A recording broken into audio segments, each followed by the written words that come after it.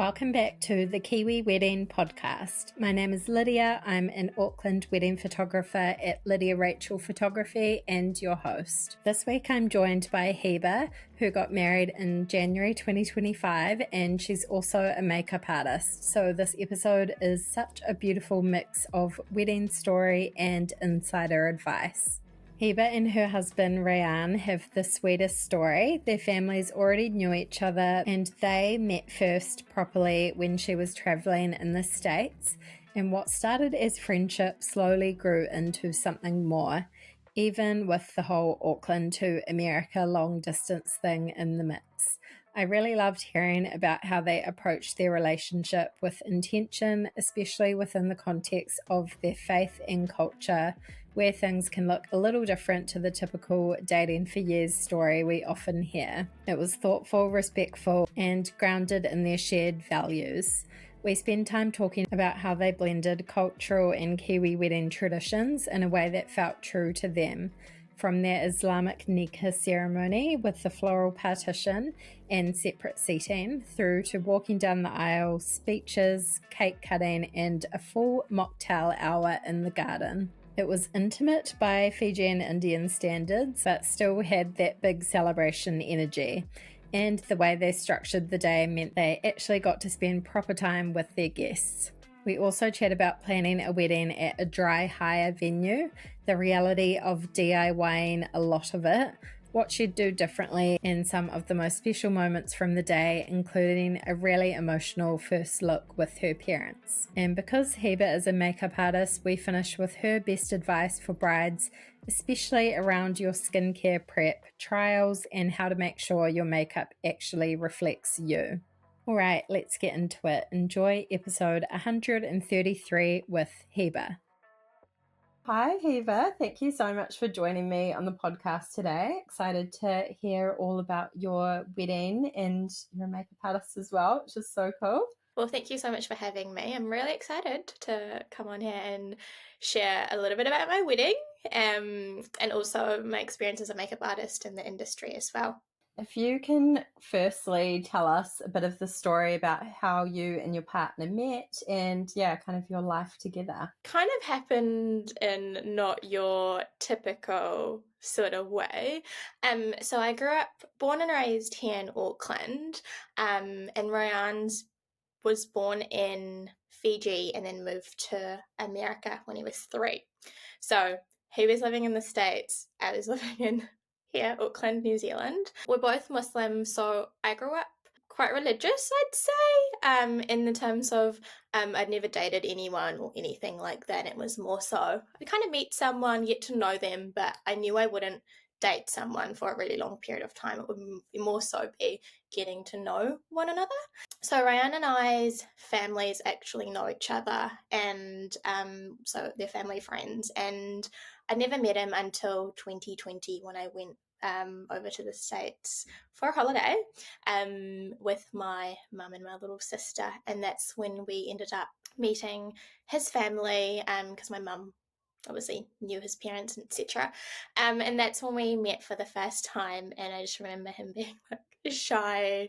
He was, I think we were both teenagers at that time as well, so he was really shy, and I'm a little bit older than him. I'm about 2 years older, so at that point we just met, and that was kind of it. Towards the end of the trip we kind of became friends. We came back, and over the years we kind of kept in touch through like social media and Facebook, etc. And I think over the years we kind of became friends here and there, like over time, and it wasn't until he decided to do a trip to New Zealand in 2023, and he was here for about 3 weeks, and that's when we ended up meeting up and spending more time together. And by the end of the trip, it was kind of, I could see that, there's something there. I'd obviously gotten to know him, and I was like, he seems like such a great guy. Didn't really think anything of it, just because he lived over in the States and I lived here in Auckland, and we're like miles and miles away. Before he left, he kind of told me that he liked me, and it kind of began from there. And sort of like my my first thought was, oh my gosh, I wouldn't want to move to the States. And I think that was like quite a big thing before we even like got into anything. I was like, no, I don't really want to move to the States, etc. And so I think he really liked New Zealand, the trip, and he was very keen on moving here. So yeah, it kind of began from there. We kind of did long distance, and I wouldn't really say we dated as per se. It was more so we kind of got to know each other, and it was more long distance for a while. And then he made one or two other trips to New Zealand, and that's when we started doing the wedding planning, so looking at venues together and all of those things. And this year, 2025 January, we got married. Yeah, so cool to hear that story. And yeah, so did you have that kind of proposal moment or conversation, or yeah, what did that look It like? was more of a conversation rather than like elaborate like proposal with the way it kind of happened. I think because we didn't really date, it was more so getting to know each other. So marriage was always on the cards from the get-go, and that just came from with my religious background as well. Ryan's Muslim as well, and I think from the get-go would kind of like highlighted the expectations that would be talking with the intention of, you know, potentially getting married. So no, there wasn't really a proposal. When he was here, we did go look at rings, etc. together, so he kind of knew what I wanted. And then he went back to the States and he worked with a jeweler there to custom make my ring. And then we just decided that I'd get to see the ring on the wedding day. And that's when I got my ring, on the wedding day, when he put it on me. Wow. Yeah. Yeah, so it was done a little bit differently, but I think that's what's cool about, like, you know, growing up here, but also having like your backgrounds, and it's kind of cool to see Yeah. how different people do it. Yeah, beautiful. Love that. And yeah, had you been one of those girls that kind of dreamed about what your wedding would look like? Did you have a bit of a vision in mind? How did that kind of planning process start? You said you guys looked at a few venues. Yeah. Mm-hmm. Yeah, absolutely. Oh my gosh. I think I wanted to be a bride ever since I was like a little girl. I think it's everyone's, well, most girls' dreams to, you know, get married, have a wedding. And I think as a teenager getting into your early like sort of 20s, you're kind of like, oh, like you're really looking forward to it. And I would always say to my friends, I think I know exactly what sort of wedding I want down to the T. Now I just need to find the groom and we'll just fit him right into the plan. But yeah, I think culturally speaking, Indians or Fijian Indians have quite a big community, big weddings. And so this is something that I didn't really want. So these weddings can be anywhere from like 500 people plus. And I think I wanted something a little bit more intimate, with my nearest and dearest. And this is something that also kind of fit in when we were looking at venues. A lot of venues can only fit about 100 to 150 people here in a lot of Auckland venues. And we were going to get married in Auckland. So I started sort of looking at Auckland venues, and being obviously in the wedding industry as a makeup artist, I've gone to a lot of these venues. So it was good. I kind of like knew, like I'd seen a lot of the venues because I'd, you know, done makeup for a lot of brides, etc. So I kind of knew a lot of the venues, kind of made some inquiries with a couple, but I don't think anything was sort of feeling right until I was like browsing one day. And this is like pretty early on as well, because I think venue is one of the first things you need to get down. I think it really lays the ambience and the theme for the entire wedding. So venue was like the first thing we started looking at. And again, it also, you can kind of like then figure out how many people you're inviting and kind of go from there. It was one of the afternoons, and I'd basically had talked to a couple of, and I hadn't gone and seen any, but I'd sort of sent a few inquiries, looked up pricing, etc. And I ended up coming across the Hedges estate, which is an estate in Waiuku. And they only hold a certain number of weddings a year, and they don't really do much advertising for their venue. So when I came across it, it was like a couple of pages into like the Google page.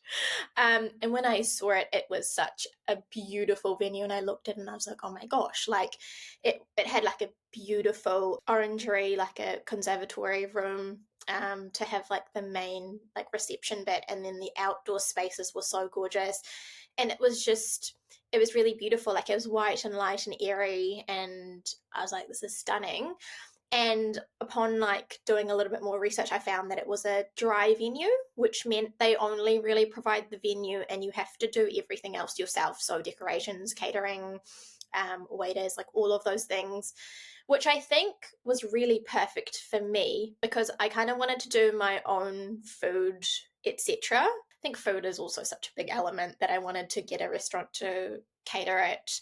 And then with decorations, etc., like I just wanted it sort of to all come together. And I'm very type A, so I was like, you know what, this is going to be really fun to kind of like get a dry venue, do it all myself.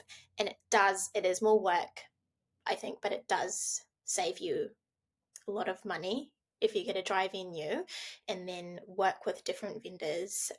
You do need a good support system to be able to pull it off.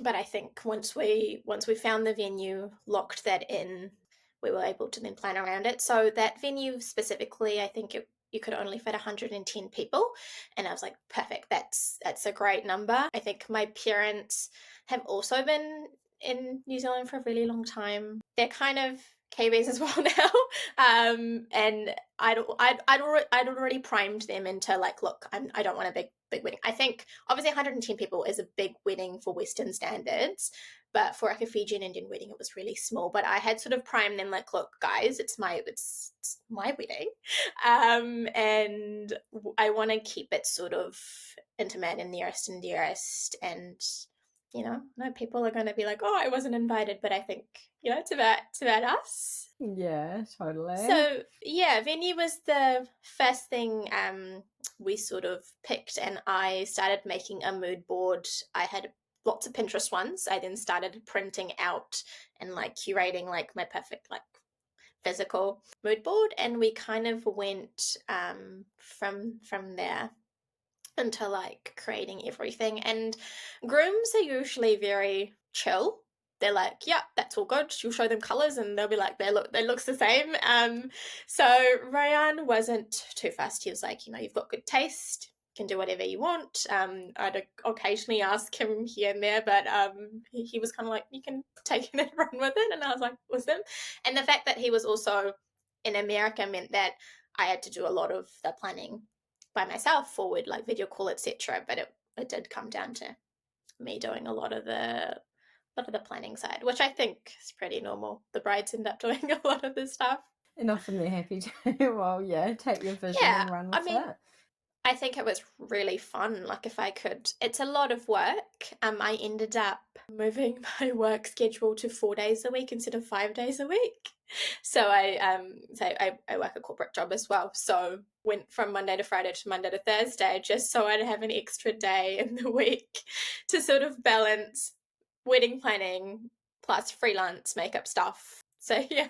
It can be a lot of work, but I really did enjoy it. If you can do that.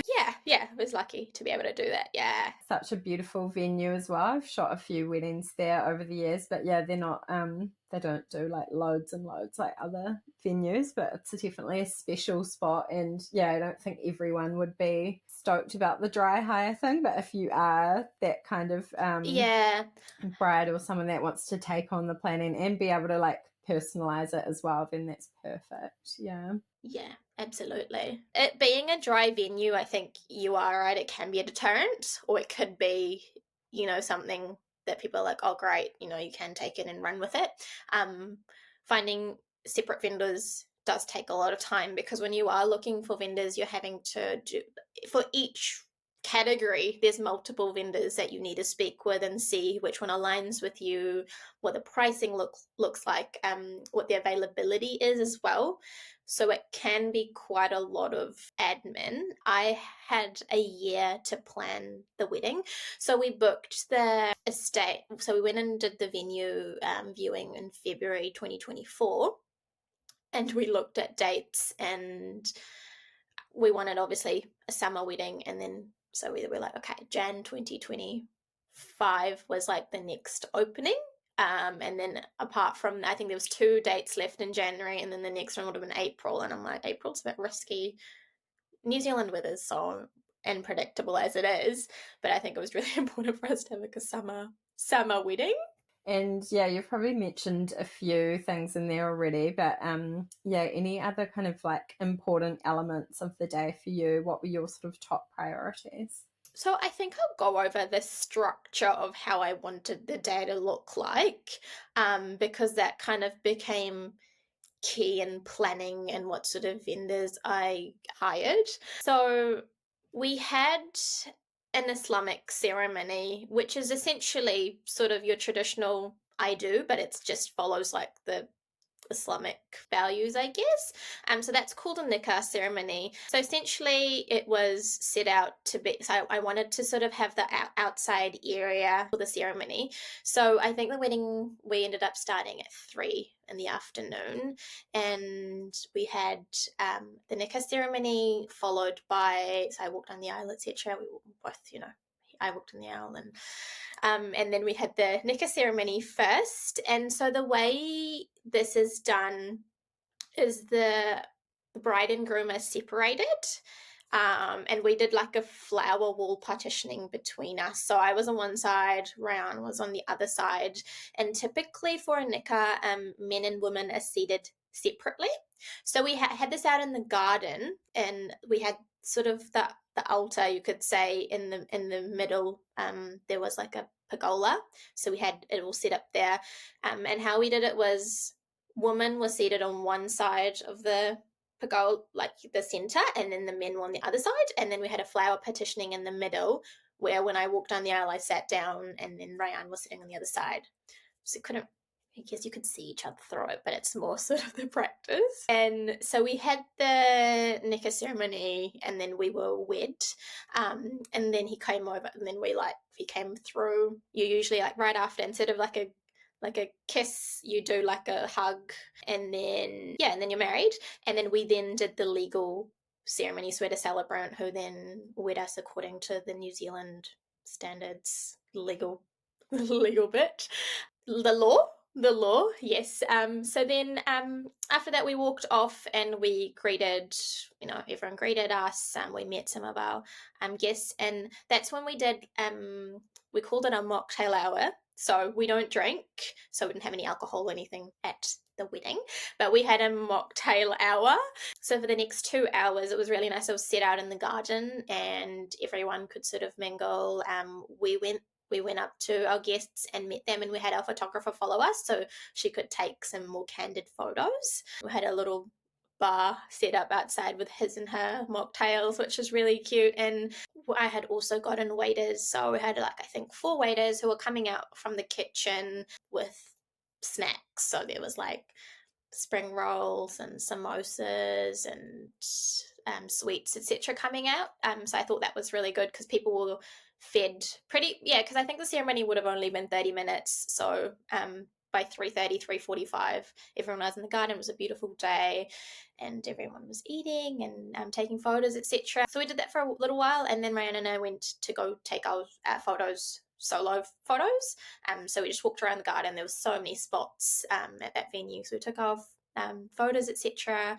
And then we came back and did family photos, which was really great. And then we had the reception part of the night, which I think started at about, I want to say 5:45, 6. So everyone went inside into like the conservatory. It was beautiful. It has like you've been there, it has a glass sort of roof and a chandelier, so and nice. It's stunning.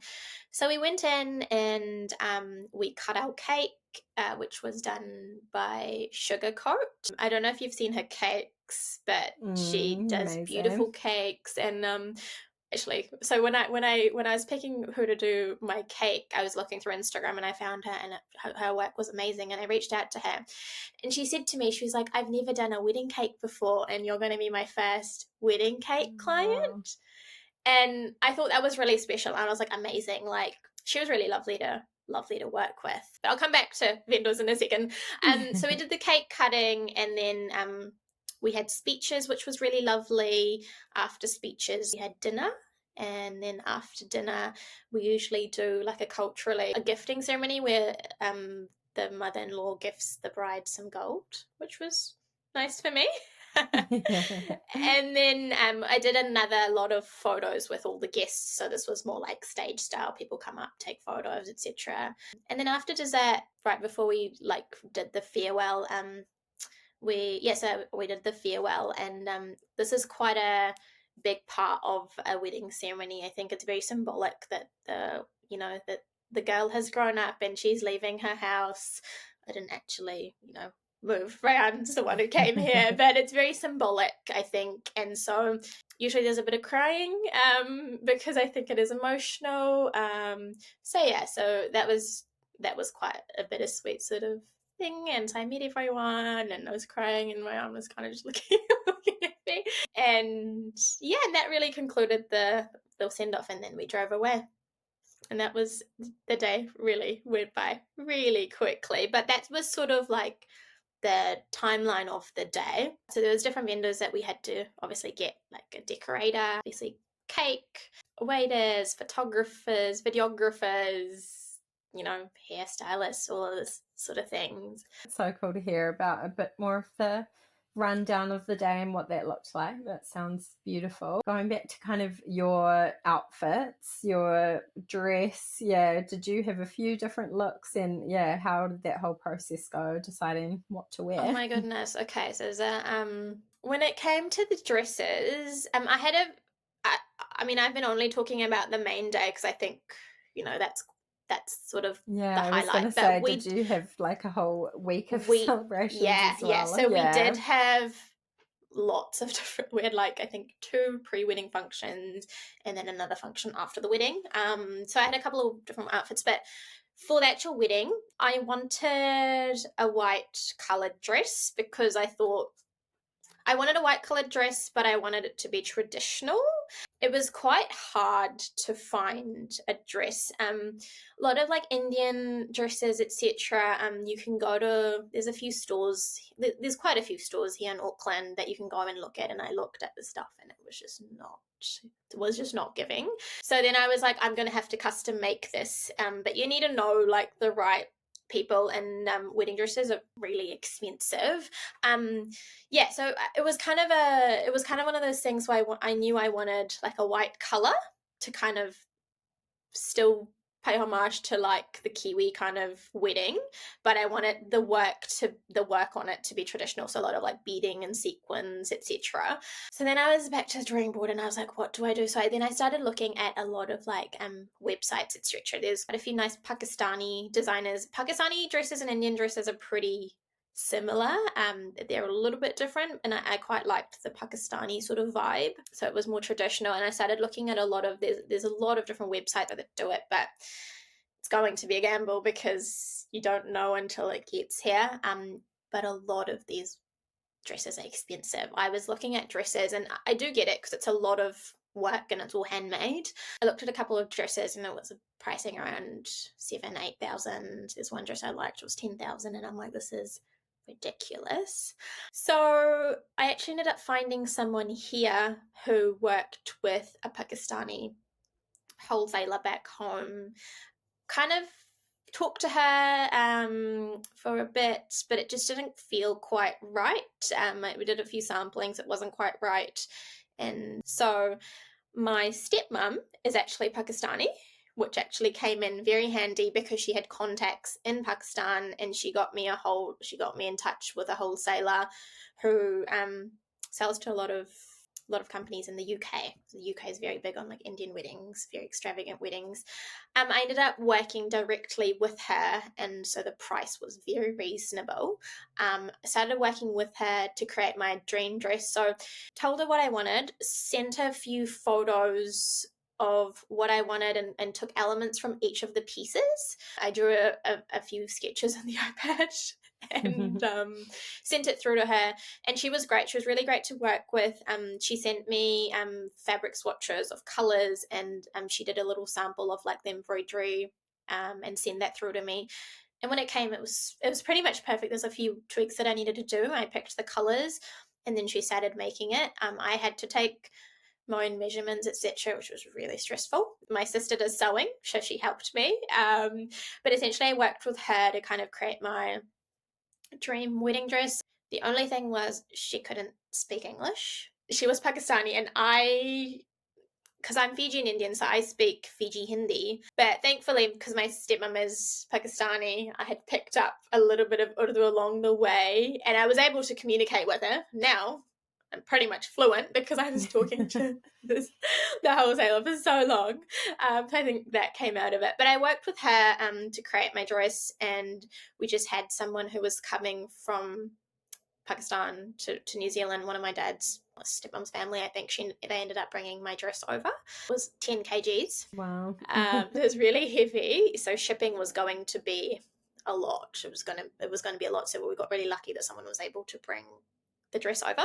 So I got my dress made, and I also we also did a veil which is called a dupatta, so that sits on your head, and then I had a second veil that sort of covered my face when I walked down the aisle. So I had two veils, and all of the veils had a lot of beading, a lot of work done on it.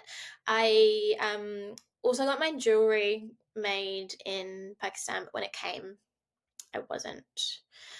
I'd wanted, like, because the accent color of the wedding was sage green, so I wanted like elements of sage green, I think, at the time. So I got, like, my jewelry had hints of like green in it, and when it came, I was like, I think I'm gonna regret doing color. I think it should just be all timeless and classic and just clean, like white and silver and, you know.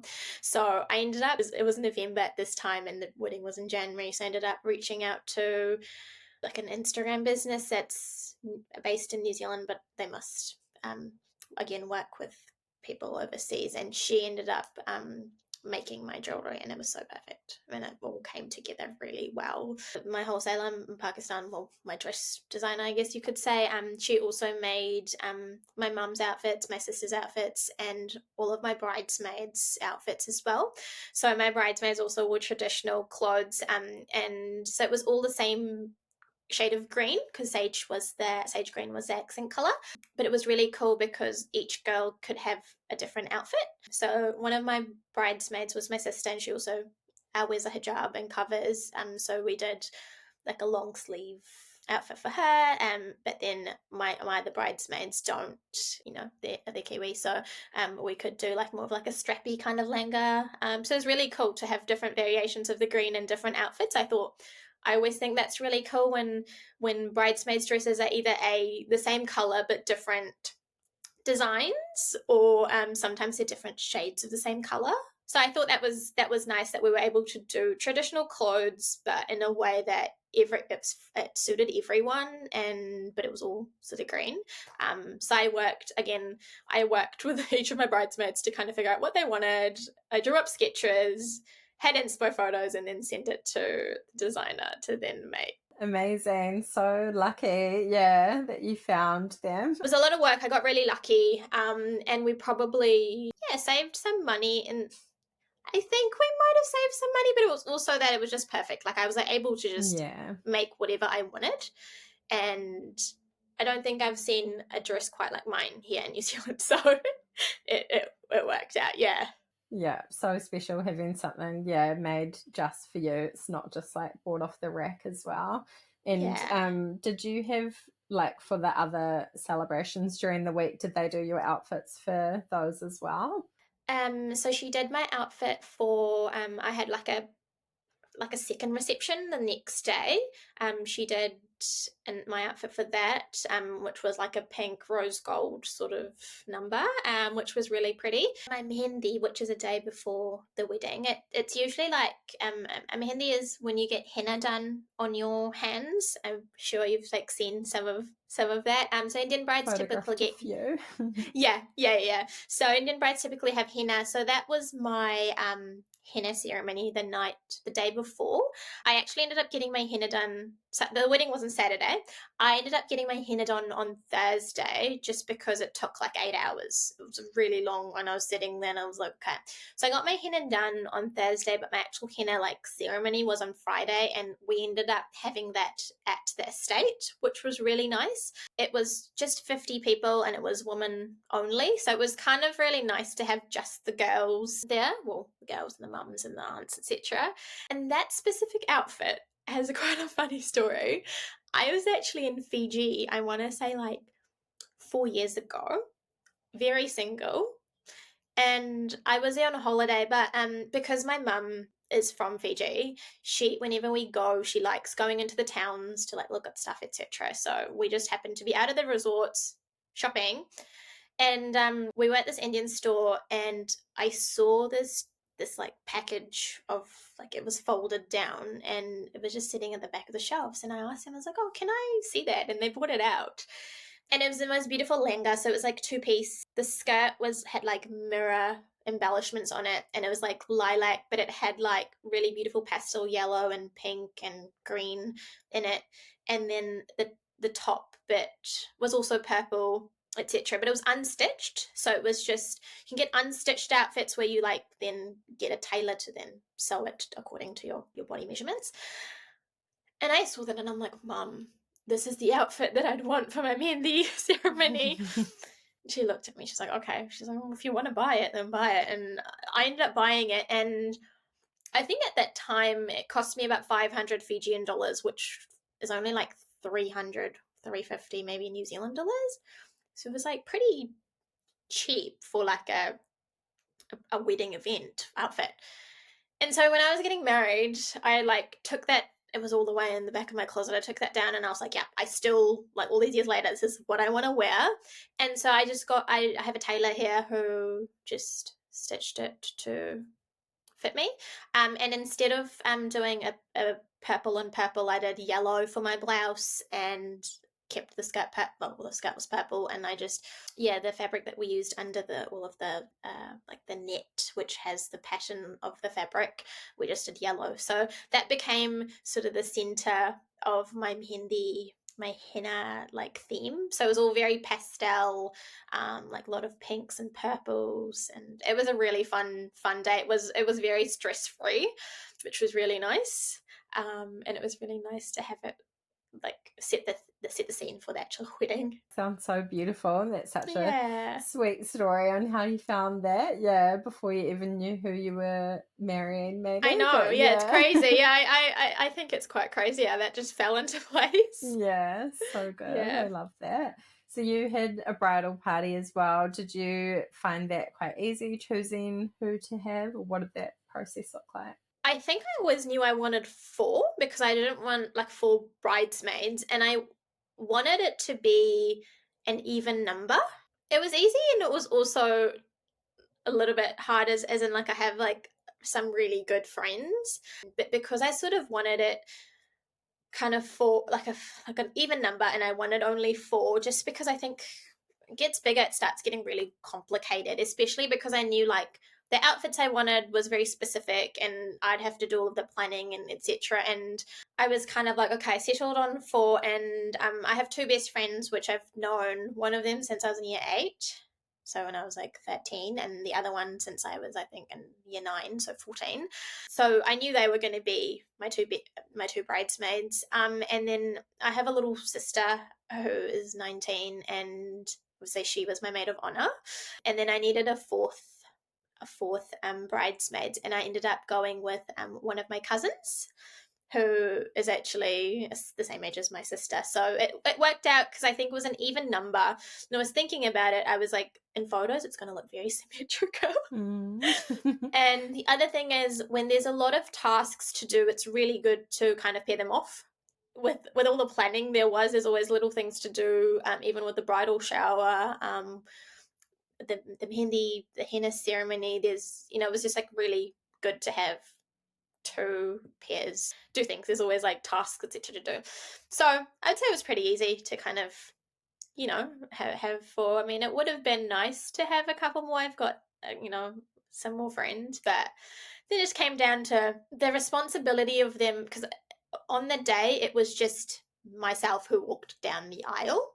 So my bridesmaids were very present, and they were all in the photos, and they were, here and there, helping out, etc. But when it came to walking down the aisle, I walked myself down the aisle, and I also was the only one who kind of walked. So it wasn't like my bridesmaids followed by me, it was just me walking down the aisle. And how about the guest list? Did you find that tricky to narrow down?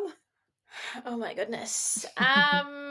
This was a bit of a a bit of a challenge. So I started sort of just writing down like the non-negotiable people, like people who I'd like 100% want. And so because I knew it was 110 people, I started with an Excel spreadsheet, wrote everyone down who I like really wanted to be there. They were going to be there regardless of anything. And then the people who were like maybes, and then the people who my parents are maybe close with and they maybe wanted. My parents were totally okay with not having, like, I know sometimes with cultural weddings, because it's so community and family based, it's a family affair, parents can be very like insistent, putting pressure on you of who to invite, or this aunt's going to miss out, what's this person going to say about us. And my parents are not really like that. They were like, we want you to be happy. And I think the people that are my parents are close with, I'm also close with. Yeah, we kind of like went from that list and kind of kept it on the down low that I was getting married. Until sort of the wedding invitations started to go out. How we sort of compromised with the wedding, we were just going to have that one day, but my dad, I think, then did realize that a lot of people were going to be missing out. So we ended up having a second reception the next day. This was nowhere near as nice as my actual wedding. It was at a community sort of hall, and we hired a decorator and there was like food, etc. But it was a short function. I think it was about 2 hours long, and it was more so, I think there was 500 people there. Wow. It was crazy. But it was more so just so after that. Yeah, it was more so that people didn't miss out. So we kind of did have to have that to kind of just be like, okay, so people didn't really miss out, because I know it had started like, oh, people are like, oh, she's getting married and went on Biden and this, and again, didn't really bother me, but but it's like, let's just do a little thing. Well, it wasn't little, but the planning in that was nowhere near as intense as the wedding, because there's so many little details, from the menu cards to the cake cutting to the outfits to the way everything was going to run. Whereas obviously this was 500 people, but we really only needed to make sure that it was good food to feed everyone, and we hired a decorator to come and decorate the hall, etc. So it was very different vibes. So good, great compromise to kind of include everyone, keep everyone happy. Like it was quite nice, to be able to do that. So you've kind of like run us through how the main day went already, but was there anything else you wanted to touch on there, your kind of like favorite moments, highlights from the day? Yeah, I think I forgot to mention when you're asking about the bridal party. So obviously the accent color of the wedding was sage green. So we only really had it in the bridal party. So my bridesmaids, my mum, Reyan's parents, anyone who was sort of close family were all asked to wear sage green, and it was all traditional clothes. So all my like close family were wearing sage green, and like the dads and the uncles were wearing like suits with sage green shirt, which was really nice. And I don't think I mentioned Reyan's outfit. He wore also traditional, it's called a sherwani, and that was also like white, like creamy color to match my wedding dress. He did initially try on suits, but I think he was kind of torn if he should wear a suit or traditional, and I think we spoke about it and he went and tried on both. He liked the way he looked in a sherwani, and I was like, yeah, fair enough. I think it works, because I was wearing traditional as well. A highlight, I think the fact that we did a mocktail hour was so great, and I think this is obviously a concept that a lot of people do, but I hadn't really been to many like cultural weddings that did this. I think when I was doing my invitations, I wrote, we had a, what is it called? I can't remember what we called it, but it was like an order of events. It's an order of events card, and everyone that I did give an invitation to, I kind of just ran them through what the day would look like, because typically Fijian Indian weddings are essentially 2 hours or so long. They're a lot of the time in sort of big, sort of either venues or community centres, etc., just because they're such big weddings, and it can't you can't really find a lot of venues that accommodate like 500 people, and it typically it's just 2 hours. You go, there's a few speeches, you eat, and then you leave, whereas my one I think had different kind of events going on. So mocktail hour, I hadn't really seen many people do that before. When I sort of not pitched the idea, but I just talked to my dad about it. He's like, okay, well, that sounds really cool, but you're just going to have to tell everyone so they're prepared that this is going to be an 8-hour day rather than like a 1.5, 2 hours. But I think everyone was so happy with that, and they really enjoyed themselves. So I think one of my highlights was that mocktail hour that we did, because it gave us a chance to go and greet people and mingle around with them and take photos. And yeah, I think that was really special. If anything, I would have loved to hang around a little bit longer before we went and took our photos. And so we think back, and that's probably like a core memory that we have, and we're like, you know, it was such beautiful weather, we're all just like having fun. So that was definitely like a highlight of the night. And I think speeches as well, all of the speeches that happened. My sister's speech was so emotional, but also really, really well done. Everyone was crying in her speech, which was really funny. She's really good at writing, and yeah, her speech was just so beautiful. It moved. I was just sitting on the stage, just like crying, and all of the guests were crying, etc. So that was definitely a highlight as well. And other than that, I think it was just the nikah ceremony, like just sitting there, like that was like such a surreal feeling. It's like, oh my god, this is finally like my time. And then right after we were married, I know Reyan like came through the flower petitioning and like gave me a hug and a little kiss on the forehead, and I thought that was really sweet. And we've got some beautiful photos from that moment. So that was probably like the couple of moments that I was like, wow, so nice. Oh, actually, one more. It's just so many. I'm like now thinking. I know. So my parents are separated. They divorced, I want to say like 18 years ago or something crazy. So the last photos I have, you know, as a family would have been when I was like 6 or so. But I did a first look with my parents, with both of them there, and that was really special, and was really emotional. I think my dad like seeing me, and my mum as well, like them seeing me as a bride, like they're both crying, and that was really special. And then we took a couple of family photos with my sister as well, just from the wedding, and I thought that was really special for me to just have. And seeing them together in the same room after so long was yeah. So I think that was really special for me. So special, yeah. So many nice moments in there, and I love that you did like prioritizing the mocktail hour. I think that's such a good one for everyone, instead of running off to your photos straight away, like spending some intentional time with your guests. And yeah, then the speech is so special as well. I'm glad that you had a videographer, which I assume you can listen back to them as well. Yeah. So my photographer, when I was looking for my photographer, I've kind of like looked at a couple, and then I came across HP Collective. I was following her because, again, wedding industry, kind of know people.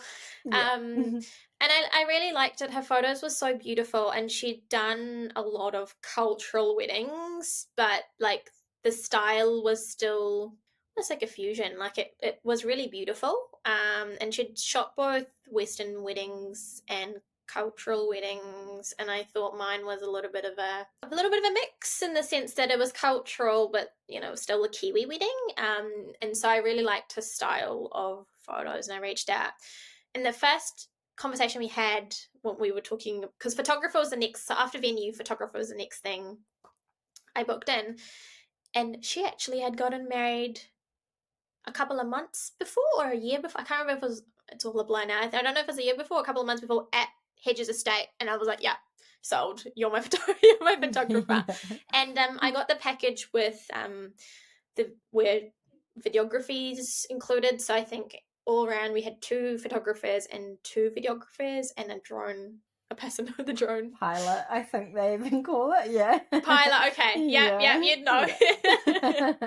Oh, so good. I've had Hashpreet on the podcast as well, but yeah, awesome. it's so good. What did you find the hardest part about the whole wedding planning process? Is there anything you look back on and regret or would have done a little differently? Look, I think there's always, and I've seen so many brides talk about this, and there's always going to be things that you think back to and you could have done differently. I think that's the beauty of it. A lot of the times it's the first time you've done it, right? So you don't 100% know how it's going to go.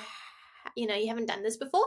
So I think there's always going to be little things that you're going to want to change. I definitely had such a good day. Didn't notice anything that went wrong or anything like that. It was raining the morning of, but then it cleared up and you wouldn't be able to tell. But I think looking back after the day, I think maybe when I debriefed with my sister, etc., I found out that, there's a couple of things that maybe didn't go according to plan, which I didn't know about it because my bridesmaids and my sister did an amazing job with but basically the morning of the wedding, I'd say get up earlier than you think you need to get up. Yeah, we were going to do pajama getting ready with me, getting ready with the bride kind of photos. But what had happened was it was raining, which delayed the setup of the decor. And again, because I was type A and I thought I could be at 50 places at once and I can do everything myself. No, I think you need to realize that you're just one person and you're the bride and you won't be able to do everything yourself. So delegate, but also communicate what you have in your head to everyone around you, because you think you might have communicated. I think in the midst of things, there's so many things that you forget.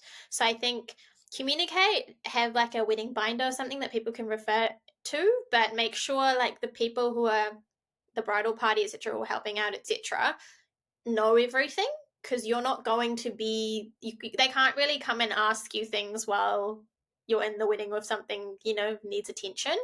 So I think that's the biggest thing. And so in the morning of the wedding, it was sort of our job to set up like the tables, etc., the table settings that we decided to DIY that ourselves. But because it was raining, the decorators came in a little bit later, which sort of pushed back the time.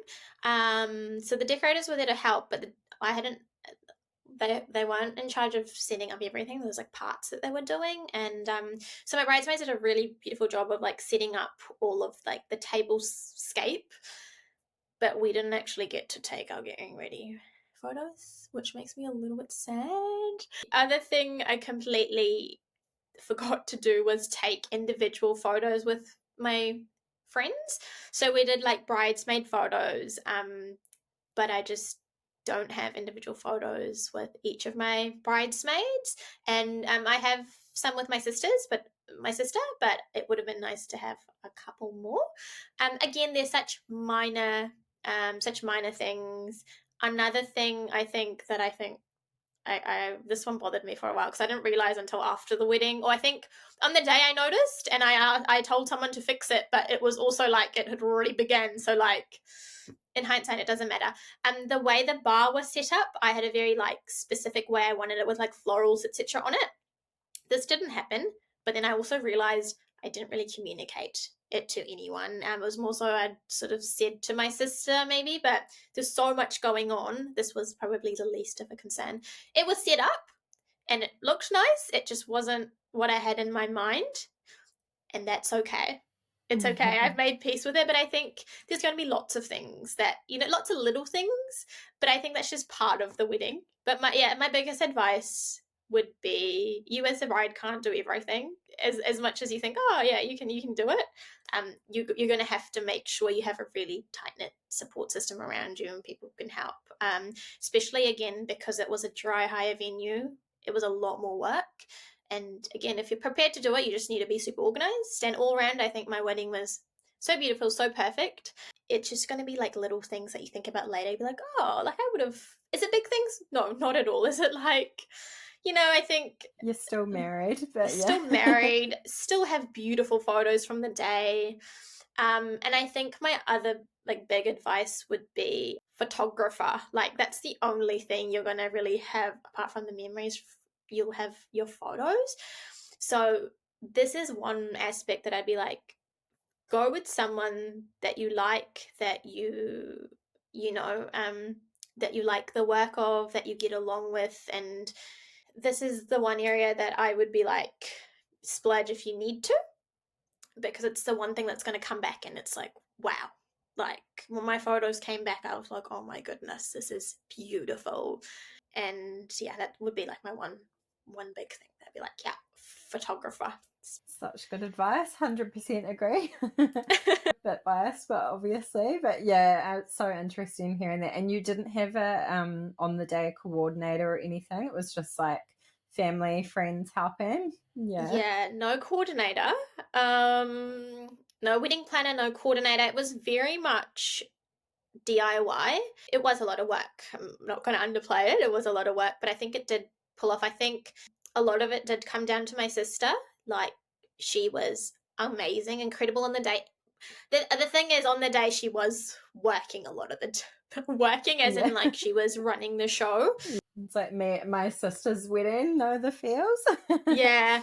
But I think when it is a family wedding, when it is your own siblings wedding, etc., I think you will, as much as even if you have a coordinator, etc., you end up being busy. There's a lot of stuff that you do, and because I wasn't there, everyone was turning to her like, "Oh, what do I do?" And I think people were kind of scared to like make the wrong decisions because I'd get mad. So everyone was just turning to her and, to do things. I'm really lucky that I have such an organized sister who knows me so well, and she kind of had to coordinate everything, so she kind of did that. And then my bridesmaids were there helping out, obviously hired waiters to kind of help with the kitchen tasks, so they were there. But we ended up, I think a few of my dad's friends were in the kitchen, etc. as well, helping out. So it took a whole village almost. Yeah, totally. A little bit of chaos. Yeah, every wedding has it. Yeah. And did you guys have a set wedding budget? I guess it's kind of hard to say with like multiple different events and stuff as well. Yeah. But yeah, if you're happy to talk about of what course. that looks like. Yeah. I'm happy to share for what I know. It is difficult, like I said, because there was 4 events. And so some of the times when we're doing shopping, etc., we were doing bulk shopping to kind of cover all of the days. So I couldn't really give you like a round figure of like how much I spent just on the wedding day. I can give you some costs for like different things that I spent money on, and maybe like an estimate of how much money we probably spent on the wedding day. Venue was, I think, 11.5 grand, which I thought was pretty good. So that was about 11.5, and then my photography I think was about 9. So that's already at $20,000. I was really lucky that my dad's been in New Zealand for a really long time, so he's got really strong community relationships. He's got lots of really good long time friends. One of his friends runs a restaurant in Epsom called Chahat Restaurant. It's an Indian restaurant, one of my favorites. I used to live right by there. So good. Yeah. Yeah, we used to go there a lot. Yeah, really amazing. Good food. And that's another reason why I wanted to try high venue, is because I wanted my catering done by a good restaurant, because sometimes wedding venues, because you're working with such a specific, maybe a chef or a specific type of cuisine, food is so important, and I really wanted to make sure the food was really good. So I got him to do the catering. Obviously my dad was so happy to pay, and we were so happy to pay, etc., but he just wouldn't take the money. So my food was the dinner part, it was all gifted, which was really nice, because food is obviously a lot, takes quite a bit of the budget as well. But again, even if we were going to have to pay for this, it would have been a lot cheaper than per person pricing at a venue that did everything for you. So I think it would have been around, maybe food would have been maybe around $30 per head from what I'm calculating. So we had like a full Indian menu. There was like butter chicken, biryani, garlic naan, rice salad, a couple of other curries. I think there was a prawn curry and a couple of vegetarian options too. And then my dad is also really good friends with Auckland Indian Sweets, which is like an Indian sweet store. They do a lot of wedding sweets, etc. So my dad is also really good friends with the owner there, and so all of my sweets across all of the days was done by them. Again, I think it might be gifted or like at a discounted. I don't know, because my dad sort of told all that stuff out. Of your dad with all his connections. I know. So good. So good. So that was sort of the food sorted. During mocktail hour, there was a couple of extra snacks that I wanted to do, like the entree. So with my menu, I had the entree part, which was during mocktail hour. So there was a few sweets on there that was catered by Auckland Indian Sweets, and samosas, and there's another vegetable fresher type thing called a burra. And then I wanted to do some meat options. So we had spring rolls, prawn cutlets, and tandoori chicken, maybe like little nibbles. What we did with those was we bought that and we had someone make the I bought the ingredients for the spring rolls, etc., and I had someone who has a catering sort of business to just make all of that sort of stuff. So that's the cost that I just did, but that would have been like $400-$500 if anything. Did my own makeup.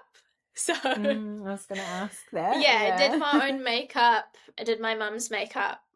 My sister did her own makeup. She's pretty good. And then I also did my bridesmaids. Saved some money on the makeup front. Did you find that stressful on the day, or you were happy? I think when you're doing your own makeup, you just need to make sure you've got time, especially if you're doing other people's makeup as well.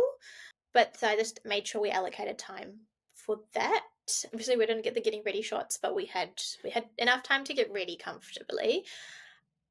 I know my face the best, and I wanted to do my own makeup. I thought it would just be easier, and I was really happy with how it turned out. And I think it only took me about 40 minutes to do my makeup. I had someone come in to do my hair. So obviously I cover my hair, I wear hijab, but because I was wearing a veil on my head, it was double netted, so you couldn't really see much hair. And but she did a sort of like a high bun, and then the dupatta sat on my head. So it was a high bun, the dupatta sat on my head, and then I had jewelry sort of covering. Could see a little bit of the front bit of my hair, but it was pretty much covered. And then with my neckline of my dress, I had jewelry sitting here, so you couldn't really see any skin. So it worked out. So I wasn't wearing my hijab on the day, but it was modest enough that it covered me to my comfort level. So I had a hair stylist come in, and she's someone I've worked with in the industry for a couple of years, so I knew her and I'd done a trial with her, so we knew exactly what I wanted. I'm trying to think what other costs. There's always going to be little costs like shoes, Instax camera stuff, a lot of miscellaneous stuff, invitations. It was really important for me to do paper copies. I know e-invites are all the rave now, but I really wanted that to be special. Me and my sister worked on that together, which was really special. We DIY'd that again. So ordering all the supplies and then going and getting that printed, there's costs to that. But I think if all up, I'd say maybe like 50,000. It's pretty impressive these days, to be honest. Yeah. I think we did really well. Again, it's just for that one day. I think if you include the other days, it would be more. But I think I would say it's around that ballpark, which I think we did really well, because it was I think I'm being biased, but it was a beautiful wedding. It was a beautiful day. So I think we did good with that. I think that's so interesting to hear. And I think that whole dry hire thing, like some people, that can be off-putting, because it's like, oh, we have to spend all this money on everything else bringing it in, but then it kind of gives you the option to choose your vendors, so it's not so much more, like working with a restaurant for catering that's not so much as another caterer. Doing a bit more DIY if that's what you want to do. So Yeah, good to hear. Did you guys go on honeymoon at all? What did planning that look like? Yeah. Oh gosh. So we wanted with honeymoons you can do one of two things. It's either you go relax somewhere, or you can go on like a little bit more of an adventure. And I just really wanted to go relax because I was like, it's been the most hectic like couple of months. So we decided to go to Bali. Nice. Because Bali accommodation is pretty reasonable. We can stay at like nice places, and we decided to go to Bali. I think we were there for about 15 days, which was really lovely. And we did do we did do quite a bit of activities there as well, which was really special. And this was obviously the first overseas trip we took together.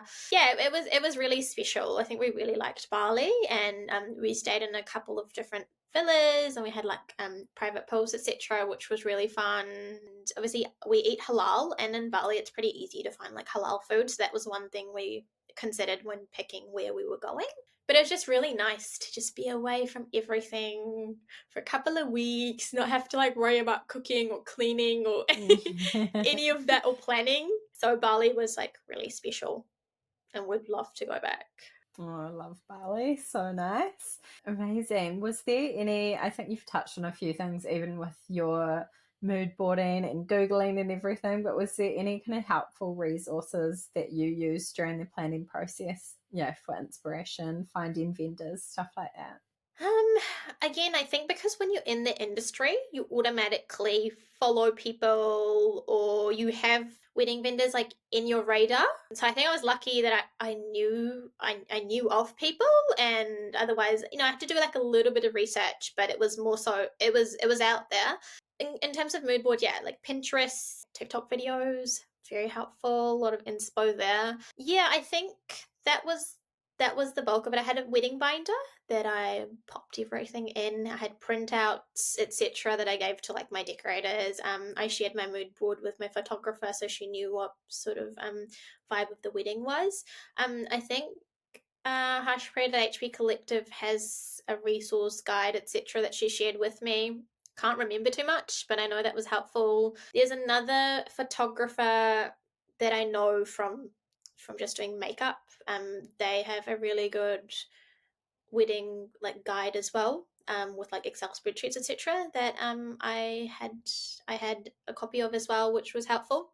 So yeah, those were kind of. But I think it just came down to I was lucky because I've been in the industry and I knew people, Yeah.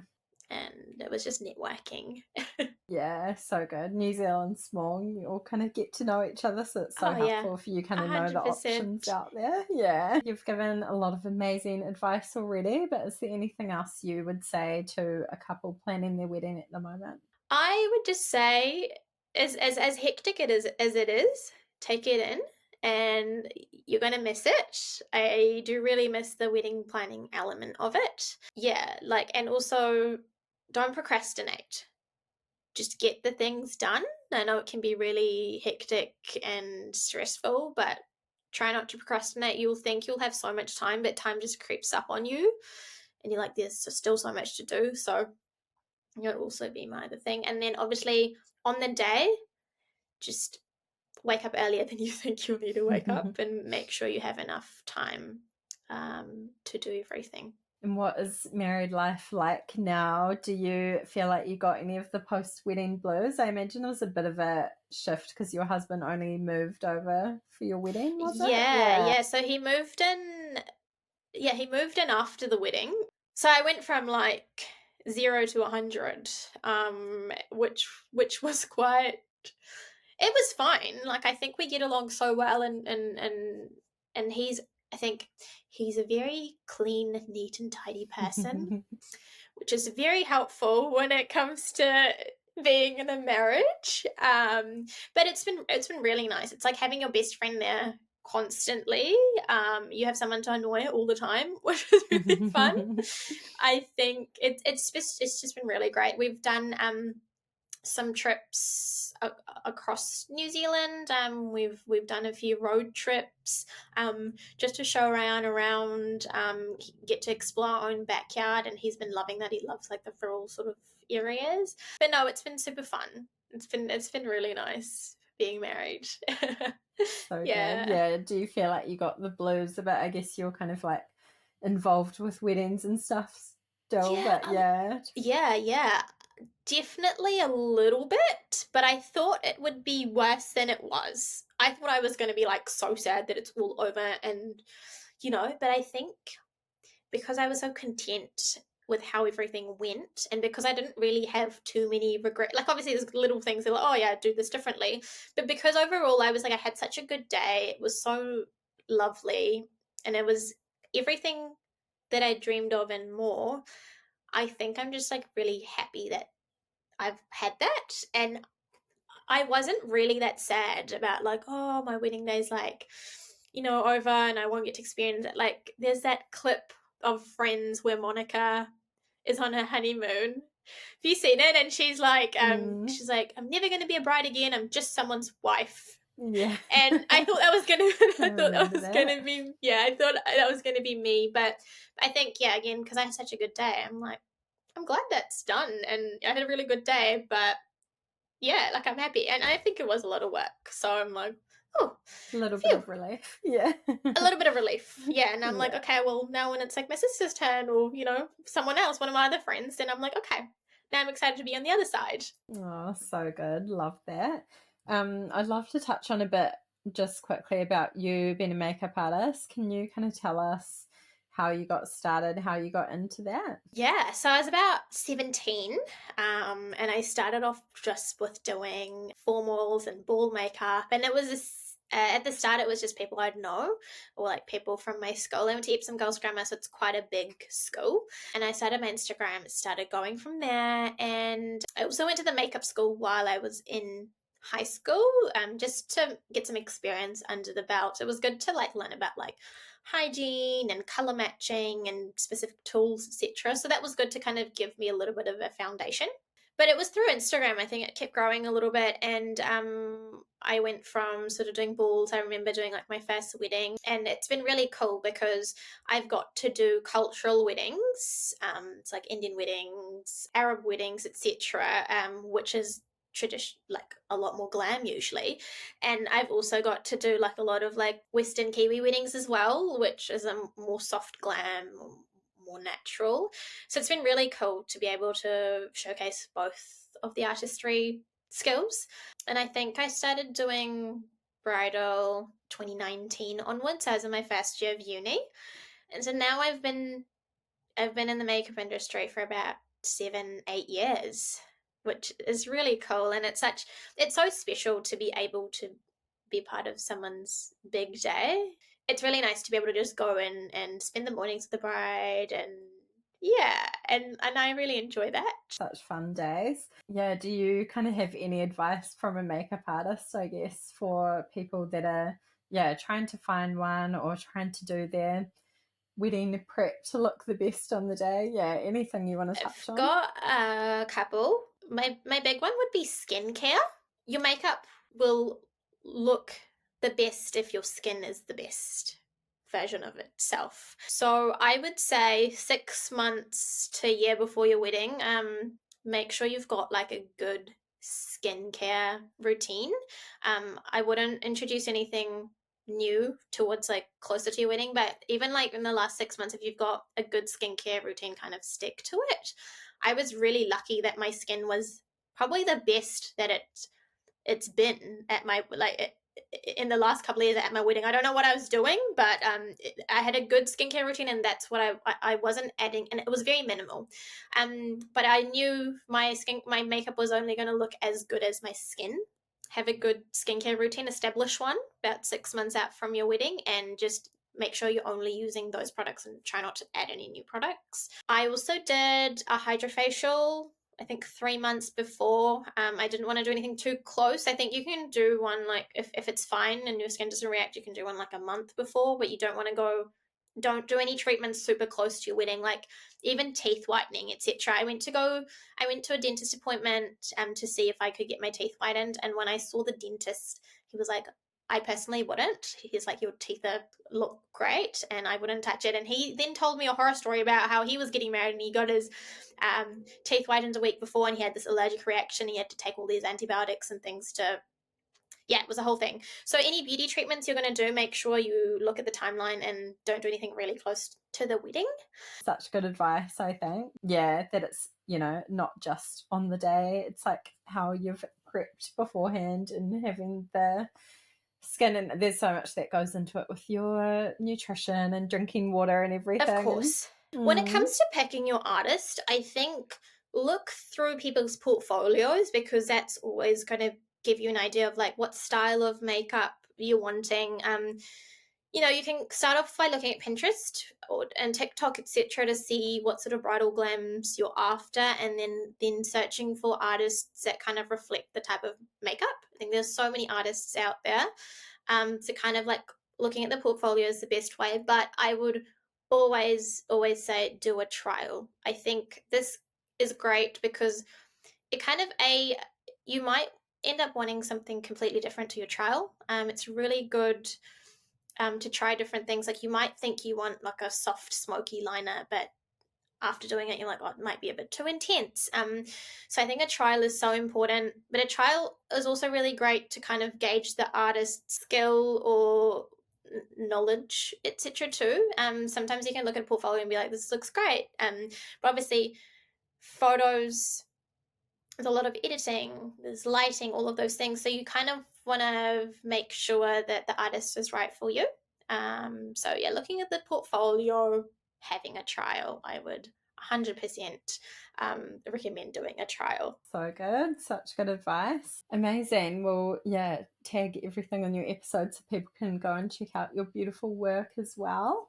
Awesome, And thank you. share some of your wedding photos. But yeah, thank you so much for coming on. Is there anything else you wanted to add or that we missed as we wrap up? I think we've pretty much covered all of it. It's been absolutely amazing to come on here and share a little bit about my wedding. Yeah, it was such a beautiful day, and it's really special being able to talk about it again. It's getting me in the feels. But thank you so much, Lydia, for having me on and inviting me to be on your podcast. Yay, thank you so much. I think everyone's going to get a lot out of this episode, so I can't wait to share it. Awesome. Thank you so much.